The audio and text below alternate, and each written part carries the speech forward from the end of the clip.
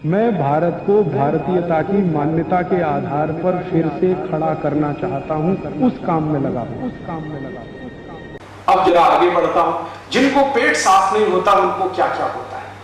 दुनिया की 103 बीमारियां उन्हीं को होती है, क्योंकि आयुर्वेद ये कहता है कि अगर आपकी आंतें साफ नहीं है, लार्ज इंटेस्टाइन और स्मॉल इंटेस्टाइन, बड़ी और छोटी आंत साफ नहीं है, तो बीमारियों का केंद्र आपके घर में ही है।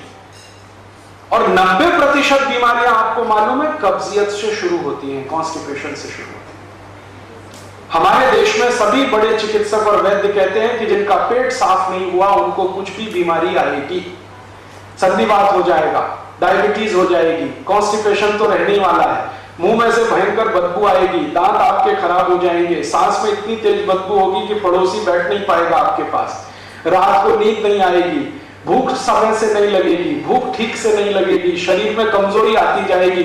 ऐसी 103 बीमारियां एक साथ आएंगी। अब उनको चूंकि कॉन्स्टिपेशन बहुत है तो ये सब बीमारियां उनको होती हैं। तो अब उसका इलाज क्या करते हैं वो? जब पेट साफ नहीं होगा तो सांस की बदबू भयंकर होगी। अब उस सांस की बदबू को रोकने के लिए वो दिन भर टूथपेस्ट लगाते हैं। हमारे देश में अब मुझे ये समझ में आने लगा है कि किसी भी भारतीय नागरिक को चिकित्सा सुविधा की जरूरत नहीं है, चिकित्सकीय ज्ञान की जरूरत है। हेल्थ फैसिलिटीज नहीं चाहिए, नॉलेज चाहिए। नॉलेज की बहुत कमी, और इतनी कमी है कि पढ़े लिखे लोग उससे ज़्यादा पीड़ित हैं। छोटी छोटी बातें नहीं जानते। पानी को उबाल के पीना ये इतनी छोटी सी बात है, लेकिन आज के समय की बीमारियों में सबसे इफेक्टिव है, खासकर 3 महीने की ये जो। तो आप उनको बता दो भैया पानी उबाल के पियो, उबाल के पानी पीने से क्या होता है वो समझा दो उनको, 10 मिनट में समझ में आ जाए। फिर उनसे कहो कि खाना खाते हो तो कुछ ये खाओ ये मत खाओ, क्योंकि दिनचर्या ऋतुचर्या जो आयुर्वेद की है ना वो जरूर सीख लो। दिनचर्या और ऋतुचर्या जरूर सीखो, आयुर्वेद की बहुत आवश्यक है। और आपको मैं एक किताब का नाम बोल के जाता हूं, इसको पढ़ो। भगवत गीता जैसे पढ़ी जाती है, रामचरितमानस जैसे पढ़ी जाती है, उस किताब का नाम है अष्टांग हृदय।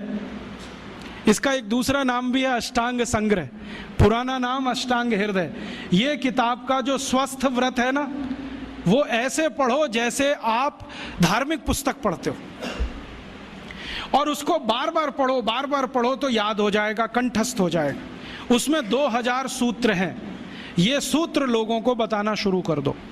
छोटे छोटे सूत्र हैं, जैसे खाना खाने के बाद पानी मत पियो, स्वस्थ रहना है जिंदगी भर तो खाने के 1 घंटे के बाद पानी पियो। क्यों नहीं पिए वो आप सब जानते हो, सरल भाषा में उनको समझा दो।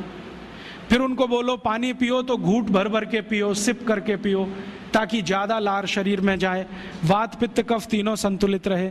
ठंडा पानी कभी मत पियो। मैंने दुनिया में ठंडे पानी पीने वालों को बहुत देखा है। यूरोप और अमेरिका के लोग चिल्ड वाटर पीते हैं, बर्फ का पानी फ्रिज में रख के पीते हैं। परिणाम जानते हैं क्या होता है? सवेरे जब टॉयलेट रूम में जाते हैं तो 1-1 घंटे बाहर ही नहीं आते। उनको पूछो भाई तुम क्या कर रहे थे 1 घंटे वहां? तो कहते हैं न्यूज़पेपर पढ़ रहे थे, मैगजीन पढ़ रहे थे। क्यों पढ़ रहे थे? स्टूल पास नहीं होता। क्यों नहीं होता? कॉन्स्टिपेशन है, जोर लगाना पड़ता है फिर भी नहीं होता। गाना भी गाते हैं मेरे सपनों की रानी कभी आएगी, फिर भी नहीं आती। और अंतिम दुष्परिणाम पता है क्या होता है? उनको पेट साफ तो होता नहीं, तो सांस में से भयंकर बदबू आती है।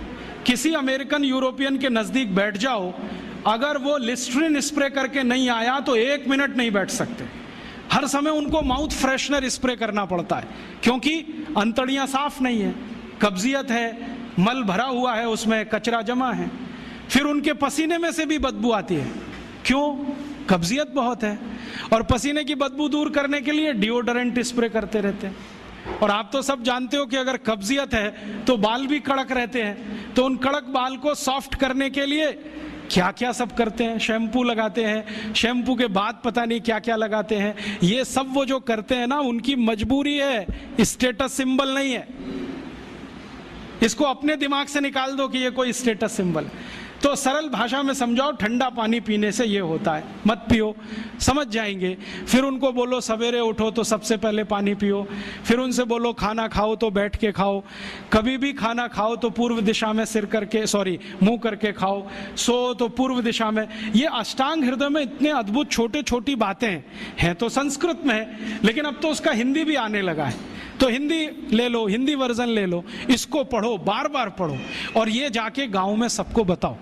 फिर उनको कहो देखो ये तो है स्वस्थ रहने के लिए, अब तुम बीमार पड़ो तो बताओ तुम्हारी बीमारी क्या है। ये बीमारी है तो ये दवा है, ये बीमारी है तो ये दवा है। और मेरा आपसे एक निवेदन जरूर है कि अगर आप होम्योपैथी से भी इलाज करो तो उसकी मूल दवा जरूर बता दो। उनको ये ग्रीक और रोमन नाम में मत फंसाओ। आप कहोगे जी मैं तो ऑसीमम दे रहा हूं, ये उनको कहो ये तो तुलसी का रस है भैया, तुम्हारे घर में फूलों से बनी हुई है, आसानी से मिलती है, जयपुर में मिलती है, दिल्ली में मिलती है। भंडारी वालों को अक्सर ऑर्डर दे के रखो, हमको इतनी भेजो। उनको जो पता चल गया कि आप प्रचार के लिए कर रहे हो तो मुफ्त में भी दे देंगे आपको।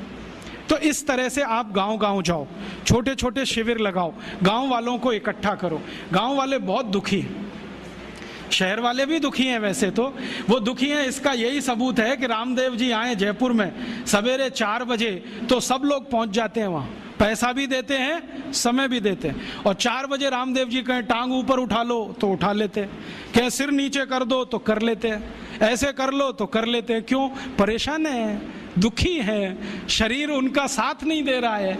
और इतने दुखी हैं कि रामदेव जी तो क्या, कोई टिम्बकटू आ जाए उसी के सामने वो आ जाएंगे, और वो दुनिया भर में घूम के आते हैं अपनी अपनी छोटी छोटी बीमारियां लेके। तो इन जो दुखी लोगों का थोड़ा थोड़ा आप मदद कर दो इलाज के रूप में, ये सब आपके भगत हो जाएंगे। और ये भगत हो जाएंगे तो कहो आप भी प्रचार करो इसका, वो भी करें, आप भी करो, तो ये इतना तेजी से मल्टीप्लाई करेगा कि 2-5 साल में एलोपैथी का बाजा बज जाएगा। और बजा देना है अपने को, हाँ, ये संकल्प लेके चलो कि इनका बाजा हमको बजाना है। मैं बहुत जल्दी एक टीवी चैनल शुरू करने जा रहा हूं एलोपैथी का बाजा बजाने के लिए। इनकी सब पोल खोलनी है मुझे, हाँ, इनकी इतनी पोल हैं मेरे पास, कम से कम 1,500 से ज्यादा डॉक्यूमेंट्स हैं जो एलोपैथी के गंदेपन को सिद्ध करने वाले, इनकी निकृष्टता को सिद्ध करने वाले, ये कितने अनसाइंटिफिक हैं वो बताने वाले हैं, कितने डॉगमेटिक हैं वो बताने वाले हैं। मेरे पास ऐसे बहुत इंटरव्यूज हैं बड़े बड़े डॉक्टरों के, वो कहते हैं कि हम कोई डायग्नोसिस नहीं करते, तीर मारते, लग गया तो ठीक, नहीं तो तुक्का।